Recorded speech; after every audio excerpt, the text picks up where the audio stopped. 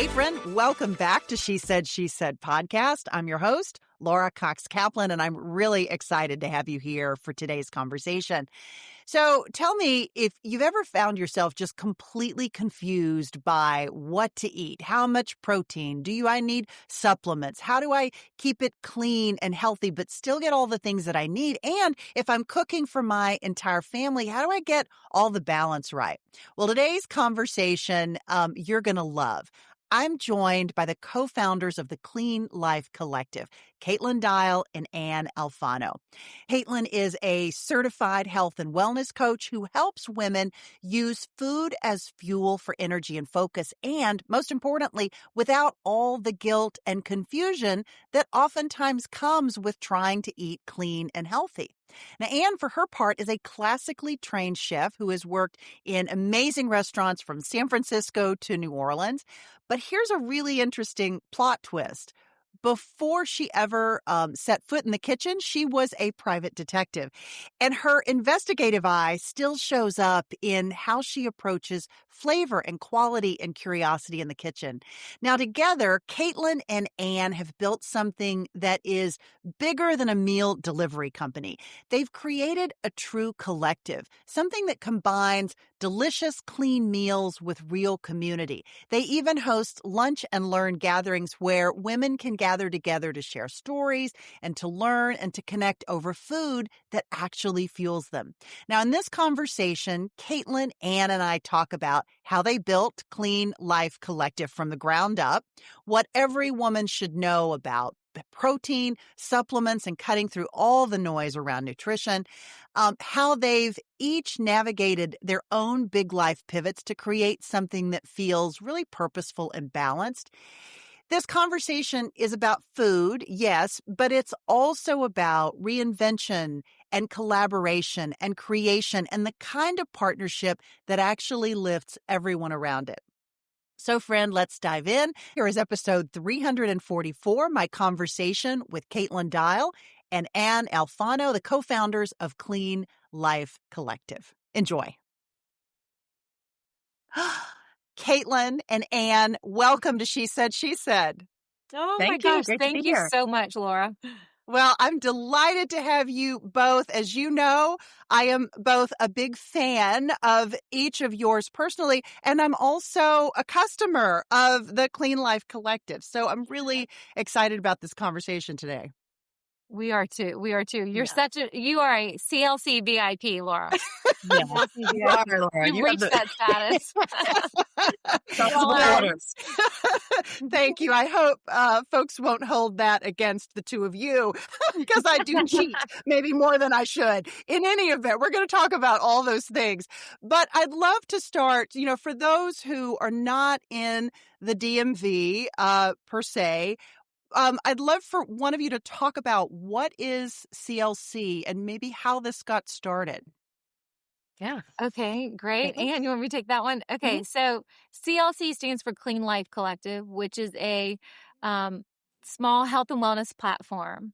And what Anne and I are partnered on specifically is CLC Meals, which is the meal delivery portion of CLC. And it's one of the most effective and efficient ways we can get that clean food into families' homes. And that's been our partnership. Yeah. I love that. So you each bring interesting backgrounds. So I'd love for you to talk about kind of what each of you brings to the table because you are doing sort of different things within the company. Yeah. Right. And you go first on that one. Well, I am the chef. I'm a classically trained chef and worked in restaurants in New York City, in the San Francisco area, Napa Valley, and New Orleans. But I think my focus was on how to make food just delicious. It was all about how to make it, how to bring it to the next level with salt, maybe throw an egg on top. Let's put some more olive oil on here. There was really no concern for health. I mean, it was about the best ingredients I could get, but it wasn't like, how does this make you feel?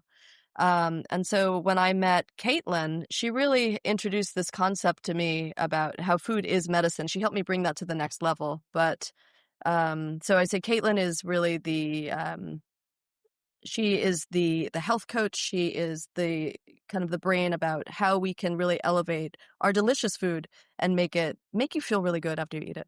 Yeah, yeah.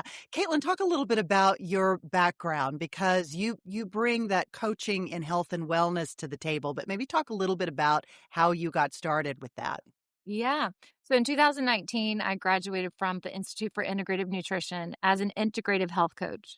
And you learn over 100 different dietary theories, and then you go out and coach people on how they can feel better, whether it's to help them lose weight or maintain a good weight, improve their gut health, improve energy, improve their sleep, digestion, all of those different issues. And it was so empowering. And that was the background that I was, trained in and studying and helping people with. But when I realized that a lot of the people that I was coaching to reach those goals were in need of the food to be more readily available. In fact, they were asking me quite directly if I could coach them and make the food for them. I realized I couldn't do that on my own. And I thought, this could be a good business idea. And I do know an incredible chef. I wonder if by the grace of God, she might be willing to partner with me on this. And so that's when I reached out to Chef Ann Yeah. because I knew that she was one of the only people in town where I had experienced such beautiful, natural, Yeah. clean food taste so amazing. And so when I reached out to her, I thought this could be a really great partnership. Yeah. So I'm fascinated by, Anne, what you said earlier about the fact, you're a classically trained chef. Your biggest concern is making food taste delicious and making it beautiful. But Caitlin's approach is very, is different, right? She's focused specifically on health and wellness and especially for busy moms who are raising families and trying to get this balance right of all the things. Was it hard, Anne, to kind of adapt your approach to fit more along sort of the Katelin model of wellness and sort of healthy food? And how did you guys kind of work through that? Well, I say it wasn't hard. We also kind of met in the middle because Mm. there's so many options to make healthy food delicious. It doesn't need to be smothered in cheese or oil for something to be delicious. There are many other ways to elevate it. But I will It's say, often nice when it is, but it's nice when it is, but there's just such a huge world out there of things yeah, you can make that taste great. Just elevating like a beautiful beet salad. And if you're getting a really high quality beet from the farmer's market that has it's grown in really nutrient rich soil, it tastes amazing. And so it just kind of gave me room to. I was exploring those things before yeah. as well, but it really we really kind of honed it with Katelin. But something of note. About 5 years ago, I developed fibroids and I needed to get them removed. Mm. And that was kind of an example of inflammation in the body. And I realized I was kind of sick. I needed to change things about my diet. And I was looking things up, what does an anti-inflammatory diet look like? And I remember I was searching the web and 5 years ago, it was quinoa. That was the only thing that I was really, that was the buzzword. But I didn't know all these other things that Katelin has taught me. But that's when I realized I needed to make a change. And then in eating our food that we've crafted together, I just feel so good after I eat it. So it's just a no-brainer for me. And so it's not difficult. I think it's really, we've risen to the challenge and I prefer this way of cooking. Yeah, I absolutely love that. There's a lot of things, and, as trends go, there's all sorts of trends within sort of health and wellness. And right now, the thing that you just hear constantly about is protein. How much is enough? And especially for women who are in a midlife phase, maybe you're perimenopausal, maybe you're menopausal like me, or wherever you are in the stage, but everybody's talking about protein. And I feel like there's so much confusion about this topic. Let's talk a little bit about this. Katelin, I'll direct this to you. Let's talk a little bit about what's the right amount? How do we do this? Yeah. And then the other question maybe for you, Anne, to think about is how do you get it right so that if you're me and you need a certain amount of protein, how do you balance that with a meal that's intended for your entire family and potentially small children? Mm.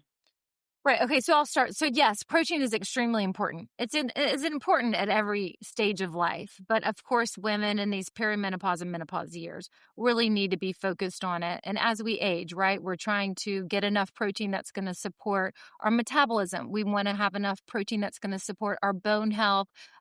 It's going to help us maintain our muscle, right? So it is a very extremely important macronutrient. And it is important to get enough. But what I am going to say is I don't like the rigidity around counting the grams, right? I mean, it's been thrown around very loosely, but also intimidatingly that you're supposed to be eating your body weight in protein every day. Well, that's a lot of protein. Okay. And so that's very difficult. My advice is consistently, just try to get some protein at each meal. Try to have some eggs at breakfast. Try to have some chicken with your lunch and try to have a piece of fish with your dinner. So it's not about stressing out about the number of grams of protein, but we all know intuitively what our body needs. And so it's listening to that. At the end of the day, if you think, oh, gee, I probably didn't get enough protein. Well, tomorrow's a new day. And so try to start the day with the eggs and make sure that you include it at each meal. And, things are not based on the amount of grams that you get on a daily basis, right? It's a much bigger picture, bigger picture. And so that's my big piece of advice, right? Try to get protein at each meal. Maybe you do, maybe you don't. But if you don't one day, try to make sure that you do the next. Just keep it simple. And I think you'll have it covered. And then I'll let Ann talk about how we approach that at CLC. Yeah. I love that. Well, to Caitlin's point, listen to your body. But as far as protein goes, I was a butcher and charcuterie in Brooklyn. And I had the opportunity to work with some of the most beautiful meat. So we really pay attention to our meat and our protein products at CLC. We shop at the Organic Butcher. We shop at Whole Foods. But what's really important to us is not only organic, but certified humane. Want to pick meats that were treated nicely, animals that were treated nicely. Quality of ingredients, quality of protein is what I really focus on and what Katelin really focuses on. Yeah. And knowing, Laura, too, that protein is probably one of the more difficult parts of the meal to make at home, right? Because if you want to have a good chicken breast, you usually need to marinate it for a while. Right. If you want to have a really good flank steak, you also need to marinate it and then cook it correctly. And a lot of people don't know how to do that at home. Maybe they don't have the time to do that at home. And that's one of the ways that CLC Meals has been extremely supportive for a lot of women in those middle-aged years, is because not only do we incorporate it every single entree that we offer, we also offer supplemental, right? So you can get an extra side of protein and then you're done for the week, basically. You're going to have enough protein in your refrigerator to just throw on top of a salad, to add in at breakfast or brunch. I mean, I get pictures of people using our meat in all sorts of different ways. So, in times of day, to be honest. So it is an important macronutrient, and we offer plenty of solutions for people to get clean ways of eating it. I love that. I absolutely love that. Okay, friend, I'm sorry to interrupt our conversation, but I did want to share that we have a brand new She Said podcast sponsor this week. AfuraCoffee.com is offering 15% off of your order with the promo code SheSaid. So be sure to take advantage of this great offer. Also, I've embedded some additional offers in the show notes for this episode 344. So be sure to check those out as well. And now back to our show. Katelin, I'll direct this question to you. There's a lot of trends, and because, so many of us are on social media, you're literally inundated with those trends. We've already talked a bit about all the confusion about protein, but it doesn't stop there. There's a lot of other trends. There's, supplements. Do you need them? Do you not need them? It's all very confusing for people. Maybe give us some perspective on kind of how to help people navigate that. Yeah, Laura, I'm so happy you asked that question. There's so many fads and fictions out there when it comes to nutrition. People are overwhelmed. And the truth is, first of all, just be gentle with yourself, right? And don't stress out about having to get X number of grams of protein, or make sure that you're cutting out huge categories of food, from lectins to added sugars to seed oils. I mean, people are so overwhelmed by all of this, and it makes it intimidating. And honestly, most people want to just throw in the towel when they think, ugh, I can't do it, so just forget it. But the truth is, just getting one balanced meal a day can make a huge difference. And when I say a balanced meal, that's getting some amount of protein, some amount of good fiber from leafy green vegetables or other cooked good vegetables, and some good healthy fat. And that you're going to cover your bases, even just with that. And so, no, the answer is not in taking $1,000 of supplements every single day, from colostrum to collagen to, the next amino acids, whatever it might be. It's literally about getting real food, eating at least one, hopefully more balanced meals a day, and then just relaxing and enjoying your life. And that's going to make you feel better. How about creatine? I mean, you didn't mention creatine, but that's another one that's, we're Yeah, oftentimes served up. Right. Yeah, it's the new flavor of the day, to be honest, Laura. I mean, there's so much out there now. And the truth really is, if you do want to take a supplement, A, do not buy it off social media. Okay. B, go to your doctor and get your labs run. Figure out, what are you actually deficient in? I am not a fan of just prescribing supplements to prescribe a supplement. I would only use a supplement if there were a deficiency. Okay. Or you knew that there was going to be a really busy period of life that you weren't going to be able to get the protein, or you weren't going to be able to get the minerals and the vitamins that make you feel your best. And so creatine is another version of another supplement that you can buy. But again, I'm going to say, go get your levels tested, see where you are. You might be doing really well before you go and spend all that money on something that you really don't know that you need. Yeah, that's great advice. So for people that are not in this area, what advice do you have for them for finding something that might be similar? I mean, I know you guys are, probably expanding at some point, right? Maybe you're going to take CLC global, but that's not available right now for many of the people who are listening, who may be listening from all around the world. So what might be a great alternative, or how would you sort of advise them to create versions of what you're offering to your customers, which you're delivering once a week on Tuesday afternoons? What could they do as an alternative to that? Or maybe some helpful tips for getting this balance right so that you have that refrigerator with protein options that are ready to grab and go. Okay. So, I mean, I would jump in and say two quick things, and then maybe Anne has something to add. First of all, preparation is key with protein, like I was alluding to earlier. If you can boil some pasture-raised organic eggs and have those in your refrigerator on the ready, if you can order from ButcherBox or from other really great national delivery companies that have really clean, high-quality proteins that you can have in your freezer and thaw and cook up really quickly, things along those lines are like wild-caught salmon. It takes, very little time to thaw, very little time to cook. A quick sear, 2 minutes aside, and it's usually done. So you want to come up with a very good list of easy to make proteins. Really beautiful jarred tuna. That's an easy solution to get plenty of protein. One jar of tuna has over 30 grams of protein. And so you can check that box really easily by getting things like that and keeping those on hand. The other thing I would say is seeking out other options similar to CLC. I know that it's not your standard delivery, so you do have to do a little due diligence, but they're popping up more and more frequently across the country, and you need to look for companies that adhere to these standards. They're going to use grass-fed beef. They're going to seek out the organic chicken.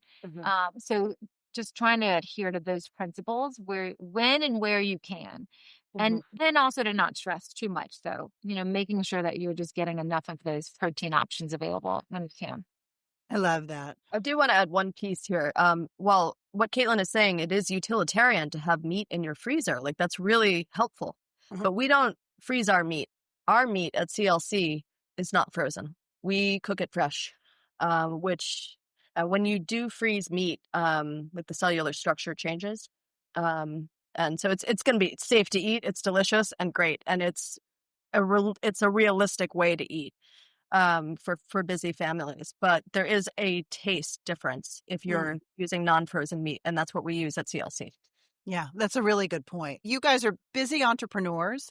You got a lot on your plate. Katelin, I know you have children, and I'm not sure. Do you have children as well? I have a cat. I have a cat. You have a cat.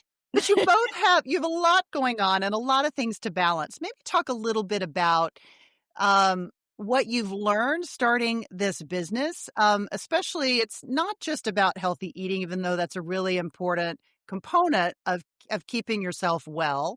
But there are other elements too, in terms of balancing your time and your mindset and dealing with challenges that are inevitable. Maybe talk a little bit about what you've learned in starting this business together and advice that you might have for other women who are listening to this conversation think, oh, that's an interesting idea. I might want to do something like that. That's a great question, Laura. I think balance is tricky, right? When you're an entrepreneur, and particularly if you're in my shoes, which is also being a mother of 4. So I think one of the number one tips is keeping that priority list, right? What are the things that need immediate action, right? What are the things that need immediate action, and getting those done? I mean, you really do have to get things done. And you can't procrastinate when you're in this kind of business. So you get those things done, and then you have the next tier, right, of things that you need to achieve. And that can be the smaller things that are not most immediate and have to be done right away, right? Those are the bigger picture items like the marketing. And you plug those in, right? I feel like it's almost like 45-minute increments throughout the day where you can get stuff done, and you've got to be effective. And I think that making lists is a great way to do it. Anna's really good about this with timers. And tell them the timer trick. I feel like timers are always going off. She's like, a timer. Yeah. So if I have some an overwhelming amount of tasks that have to be done, it blinds me from like getting anything done, starting one task. So what I do is I give myself, let's say, 15 minutes to attack the first line item, and I'm not allowed to think about anything else except for that first item. And I set a timer for 15 minutes. And when it goes off, it's time to move to the next one. And that way, that's how I manage my time. Was that something that you learned in the kitchen? And I mean, one of the things that I have always struggled, if I'm making dinner for a dinner party, God forbid, and if my friends are listening to this conversation, they're rolling their eyes because I am truly the worst in the kitchen, largely for this reason. I find it super overwhelming to figure out how to pace the meal. The preparation of the meal is like, it's mind numbing. And even with a list and timer and all the things, like I find that really hard. And I'm curious if that was something that you learned with your formal training as a chef, or kind of if that's how you approach it that way. Does that question make any sense at all? Oh, for sure. There's a whole segment in culinary school about timelines. You have to draw out a timeline for the meals that you're going to make in class that day. And so when you have a practical exam, which is the name for an exam in culinary school, you're given like 2 hours. And so everybody maps out exactly what they're going to be doing every 5 minutes. And, now I can do it with my eyes closed, but at the time it was very important to have be so regimented. So drawing out a timeline, making your list of what needs to happen. Now I can look at the day in a macro view. I have a list of what needs to happen, but I prioritize the things that need to braise. Those need to go in first, and then the salad needs to be dressed last. So create your timeline and your list of items and kind of put them on that timeline and maybe set some timers. It sounds a little regimented, but it will teach you to pace yourself. Laura, that is like the best analogy I've actually just made in my head here. Like, hosting a dinner party or cooking a large amount of food is not dissimilar from trying to attack a day of tasks as an entrepreneur. What are the things that are going to take the longest, and then break those down and start with those, right? Like, it's so interesting that analogy kind of works, because it is how Anne operates in our kitchen. It's like, what thing has the longest cooking time? Okay, we got to start with that first, right? Also, what's the most difficult? Start with that. And the easiest you say for last. That's actually what That's brilliant. every Yeah. business coach would tell you, do the hardest task First. First.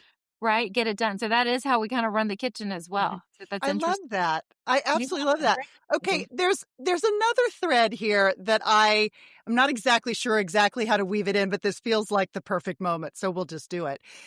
We talked a little bit about each of your respective background stories, but there's an element of Anne's in particular that I'm curious kind of how the thread runs. And Anne, you know what I'm talking about.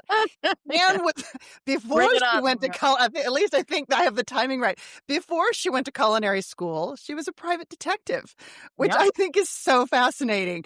So maybe take us back Yeah. to that part of your journey, and maybe is there a thread that connects these things? But let's go back to sort of how you ended up there, and what about that work was appealing, and then how and why you transitioned Sure. into the culinary world. I love this story because I think I'm an example of you don't have to do one thing for the rest of your life. You can Right. switch around. So I went to Middlebury College in Vermont and majored in international studies with French, with a minor in econ. And I went and it was right after 9/11. And I knew somebody, so I had a connection to get into the James Mintz Group, which is a really great private detective firm. And I was low man on the totem pole, but my job was we worked for former CIA, former FBI, former NYPD, and I was given a name of somebody, and I just had to run it through all these databases. And sorry, this sounds super technical, but the point is you could create a story from all these different databases about like a target individual. But I was researching heads of companies to see if they had any skeletons in their closets. If you're going to hire a CFO of your company, you want to make sure that they didn't have any hidden bankruptcies, things like that. Know what you're up against. So it really taught me the scope of like how to research, how to organize, and that things don't appear as they do on a face level. And then I just had a deep, deep love for cooking. It chose me. I didn't choose it. It got to the point where that's all I wanted to read about. That's all I wanted to do. But in my family, my dad he's first generation in his family to go to college, and he busted his butt to send me to all of these expensive schools. And he said, "You're going to leave this cushy job and go to culinary school where you might earn $9 an hour when you get out.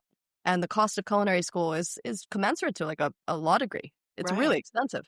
So it was a really big gamble, but I didn't care. I just wanted to do it. And I'm really lucky that it worked out. But I had to do it. It was just a soul journey. It was a soul connection. And I'm so glad. I really think that when you find your passion and you're on the right path, the universe will work in wonderful ways to get you there. And that's what happened for me. I love that. That's an amazing story. Katelin, you have a very different story in terms of how you ended up in this world.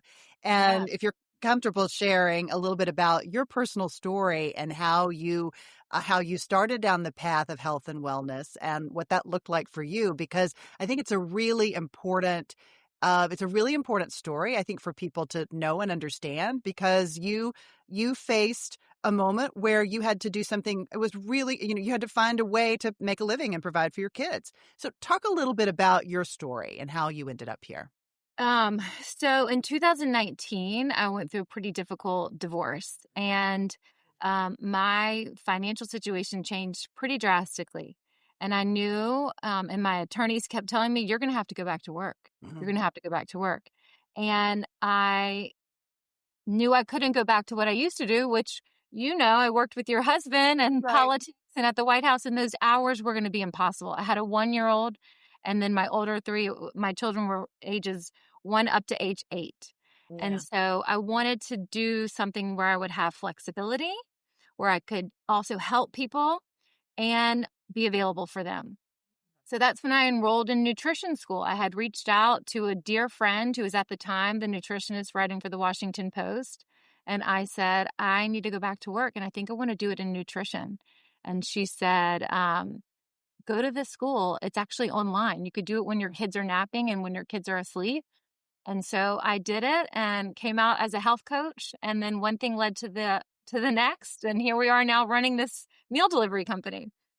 I love that. I absolutely love that. So you mentioned this earlier in the conversation, but you still have an additional piece of this business, which is focused on your health coaching. Maybe Yes. talk a little bit about how these pieces are ultimately integrated, because you're doing workshops for women, putting and men too, but primarily women, I may imagine. But you're putting together workshops and opportunities for them to learn about this. Maybe talk a little bit about that piece of what you're doing. Okay. So currently on the days when we don't do the meal delivery, I do integrative health coaching. I'm typically meeting with women, middle-aged women who are busy mothers, or they're very high-powered career women in the Washington, D.C. area or across the country, to be honest. And I'm helping them achieve their optimal health, whether that is, because they are just confused by all the mixed messages out there. They don't know what to eat anymore to support their bodies, whether they need to improve their gut health, they want a better energy, whatever it might be. And so I spend my time one-on-one with them, supporting them and reaching those health goals, right? And that actually translates really well into the meal delivery, because it informs me with what do these women, these busy working moms really need to help themselves feel their best in their bodies, to strengthen their own body, and also to feed their family. Yeah. And so that is where CLC Meals has become completely intertwined with the health coaching business. And I've used that not only to inform the way that we design the product that we deliver, so that it's very flexible. It can be intended just for that mom for the whole week, or that working woman for the whole week, or it can be there to feed the whole family. There's plenty of options to add extra soup, salad, entrees, whatever they might need. And it's designed again with that idea of good proteins, tons of healthy vegetables with loads of fiber. People are all into fiber maxing these days. We've got you covered. And most of it's coming from a farmer's market, so it's extra nutrient dense. And then we've got plenty of options for really good, healthy fats in there, exclusively using olive oil, and all that being informed with this integrative nutrition background. And then tossing all of that over into Anne's hands to make it really extra delicious. I love what you just said, because that awareness that you get about your customer, your community, you're gaining that because you're spending time with her one-on-one, or a version of her, essentially. Yes. And I love that. I'm calling them all the time and I'm like, did that work out? How was that? I speak to our customers on a regular basis to figure out, how do we tweak this? How can we better serve you? How can we help you win the day? We're here for you, And that's what's been really fun as we've evolved. The product that we offer now is not how it started 4 years ago.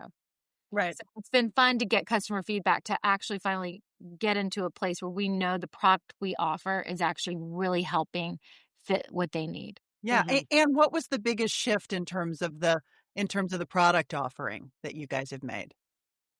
Well, I think Katelin has had the opportunity to really speak with a lot of our clients, and we heard them loud and clear. More protein. Yeah. More protein and larger portions. So we increased the amount of protein and decreased the number of items offered. So we found a size that worked, seems to be better received by the customers. How has the product changed?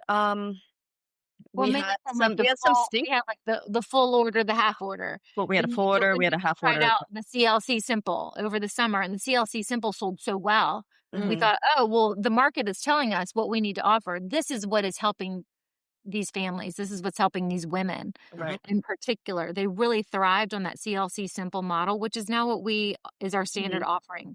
And it's offered as like that standard, and then you build on it, right? A lot of customers use just that one standard offering for themselves for the week. Then a lot of other customers use that standard offering and then build. Like they get the extra salad, the extra soup, the extra proteins, and then they feed the whole family for several days. Yeah. Maybe talk a little bit about, we've talked about your respective backgrounds and what you bring to the table. Maybe talk a little bit about, when you forge a partnership with someone, it is as involved, if not more so, than a marriage. And I've heard It's a like a lot marriage. of, right? It is a marriage. I mean, in fact, you two probably spend more time with each other than you do with any respective others. Talk a little bit about advice that you have for others who might be thinking about entering into a partnership, and what are the most important qualities that you looked for in a partner, and also advice for how you navigate things where you have a difference of opinion. Mm. I will say one key, I love Katelin dearly, and we get along very well. So aside from that, just like on a practical... I wasn't trying to start a fight, just to... Oh, yeah. We know how to resolve it. So it's good. Oh, good. Hey, knowing how, right. Conflict resolution is very important. But we have different skill sets. So we also stay in our lanes. And then once in a while, the lanes will intersect. And so we have an idiom that we say, if one of us wants to do something, you have to kind of label it. This is not the hill I want to die on, or this is the hill I want to die on. So that means I'm going to really fight hard for this one. But we know when to pick our battles, and we can voice that. And we have we've really learned how to communicate very well with each other. Yeah. And if there is a spat, we address it right away, and we get over it, and we're the best of friends very soon right after. Yeah. I love the advice of Ina Garten. She always says, only work with people who smile. And while if you catch Anne at the wrong moment, you will not know that she smiles really beautifully, but most of the time she is smiling. And I have resting bitch face in the kitchen when people come in. So that's why Katelin not mess with her when she's trying to execute. I'm very serious in the kitchen. Yeah. Thank goodness we have the lovely, smiley Katelin she's our face for to counterbalance Anne's insane RBF. I'm like, oh my God, it's important. The truth is, Laura, that's such a good question, but it is about respect and communication. I mean, it is like, any really significant relationship in your life, the person that you choose to work with, that we are like work wives. We know everything about each other, basically. Yeah. Don't ask Anne any of my dark secrets, because then she'll have to say no. I can't tell you. But it's about respect and communication, and I do think Ina Garten has a point there. Hire people who smile. We laugh, we dance in the kitchen, we crack up. I mean, you got to keep it light, and it's a wonderful blessing in our lives to work with each other. Yeah. How much did you do on the front end in terms of your partnership agreement and really like outlining, okay, this is my lane, this is your lane, and really being formal about that, or not? Yeah. And how important is it or not? I've had formal about it. Yeah. I've had a few businesses before this and entered into various partnership agreements. And my father's a lawyer, so a contract attorney. So I've just been hearing it pretty much my whole life. Make sure the devil's in the details. And so I've proceeded with really stringent partnership agreements that turned kind of sour. It left a bad taste in people's mouths, and there were also things that we couldn't predict in the future. So I'm not saying it's not important to have a partnership agreement. You should, but I guess there's also, it's okay you really need to respect the person that you work with, and they need to be a good person, because when you do when the going gets tough, I will say that Katelin and I are, both of us are pretty religious. And I think that is a nice thread, and a kind of a common trust that we have in each other too. Yeah. Our faith is important to us. Faith is important. Shared values. Shared values. Our faith is important to us. Yeah. And that has been a blessing in a multitude of ways.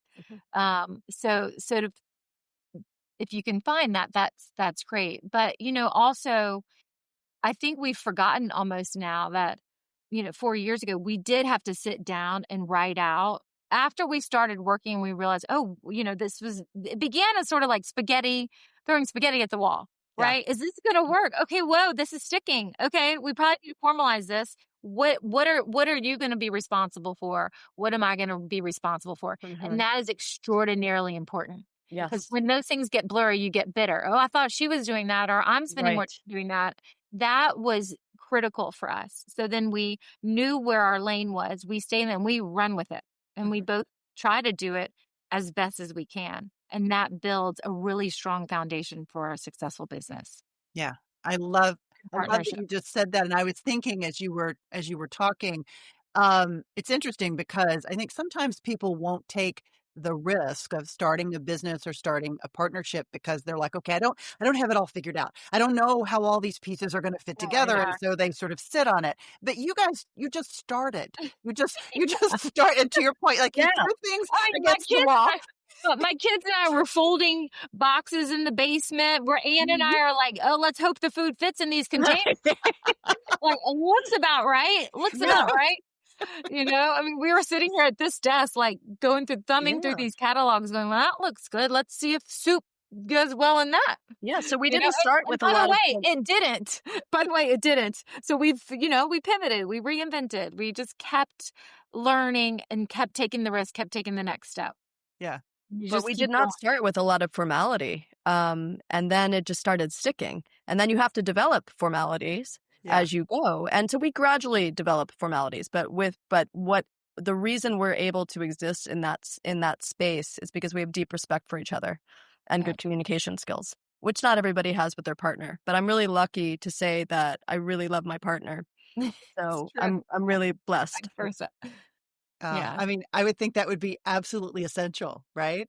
I love that. I love the relationship that the two of you have, and I love that idea that we just talked about the fact that you don't have to have the perfect thing to get started. An idea is enough, and trying it and really being willing to try things and recognizing not everything we're trying is going to work out. Right? Yeah, it really doesn't. By the way, I'm going to guarantee you that it won't. So be ready. It won't. And then you pivot, and then you figure it out. You just keep going. The biggest thing is you just keep going, keep believing in your mission. Yeah. Keep believing in your mission, knowing that, for us, it is, we are creating beautifully crafted artisanal meals that actually make people feel better. And if they feel better, then they're going to be better. They're going to be a better parent. They're going to be a better partner. They're going to be a better, employee or business owner, an entrepreneur. And then it's a trickle down effect from there. And then everything else is better, and it affects all areas of their life. And so we talk about that. We literally, when we send the meals out on Tuesdays, we literally say, we really hope this helps all of our customers feel better. We're so thankful for every order, and we hope that this makes every customer feel better this week. That's our mission. So, and we taste test everything too, of course. Yeah, of course. Well, if you ever need an extra taster, you know where I live. Yes. Okay, for anyone listening who, for you guys may be new to them, where can they find you? Maybe share your website and the best ways to contact you and work with you, both the meal delivery as well as your coaching, Katelin. Great. Yes, you can order our meals and find out more about our meal delivery at clcmeals.com. So that's easy. Clean Life Collective is where you'll find, blog posts, also information about my health coaching, integrative health. And you can follow us too on Instagram under Clean Life Collective DC. And we post all sorts of different things, chef tips, recipes, upcoming menus. And we hear from a lot of people who aren't in DC that even when we post our menus or pictures of our food, they at home, while they may not be in our area, like to try to emulate that and imitate it, knowing that it's a good balance or ideas for what they can make at home. Yeah, I love that. All right, ladies, thank you. I'm so happy to spend time with you both today and looking very forward to my next delivery of CLC. Yes, Laura, thank you so much. Thank you, Laura. Absolutely.